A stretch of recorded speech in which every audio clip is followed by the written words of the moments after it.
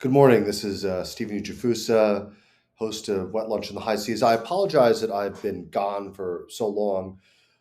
I have discovered that writing multiple projects requires a lot of deep focus, and this project on streetcars, the rise and fall of the electric streetcar, has been extremely consuming, and I've had to do a lot of deep delving into the archives. I'm very grateful that the Historical Society of Pennsylvania has such a rich treasure trove of resources, records of the Philadelphia Traction Company, the Union Traction Company, and also for all of its shortcomings and all of its problems, artificial intelligence has allowed me to really use these records to get a truly incredible look at how these companies were run, how privatized mass transit, which began in the 1860s with horse-drawn carriages and horse-drawn streetcars,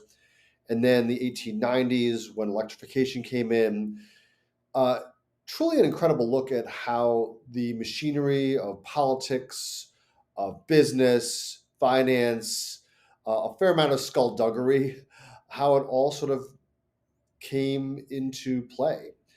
And how also, on one hand, these transit systems allowed people to travel faster, live better, move to better neighborhoods, bigger houses with more modern amenities further out from the congested city centers, but also how they just had a tremendous amount of created a tremendous amount of ambivalence with the public.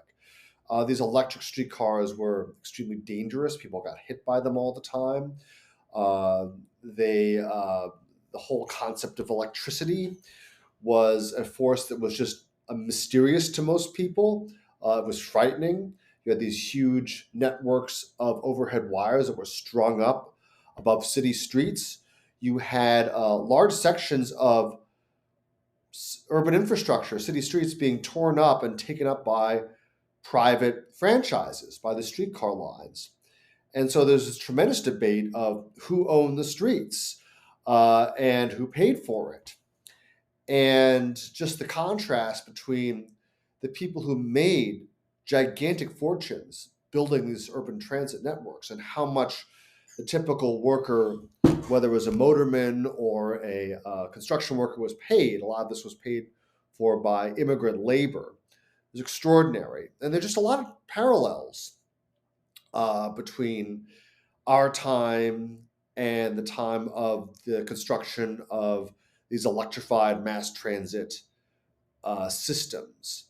And people like Peter Widener and William Collins Whitney believed that by consolidation, they were providing the public a service. We were providing a unified system in New York, Philadelphia, and other large cities that allows people to transit the city effortlessly and quickly and fairly inexpensively.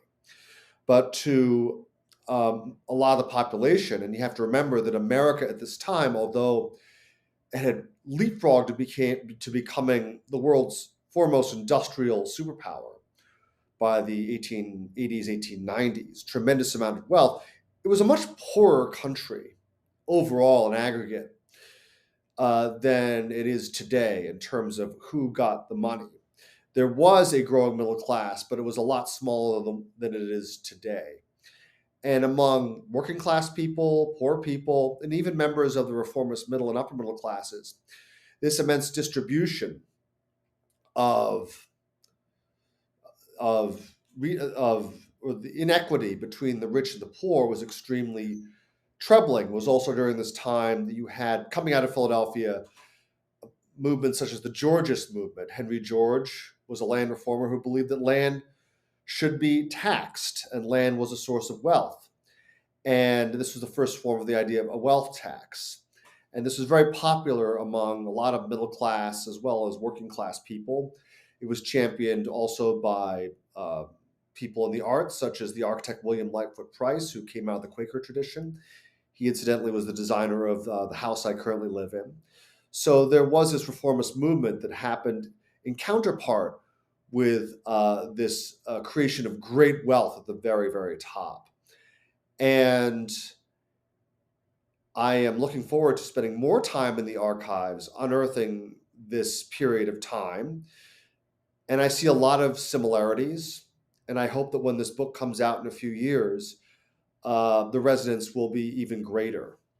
This is Stephen Ujifusa for Wet Lunch on the High Seas. Thank you so much for listening.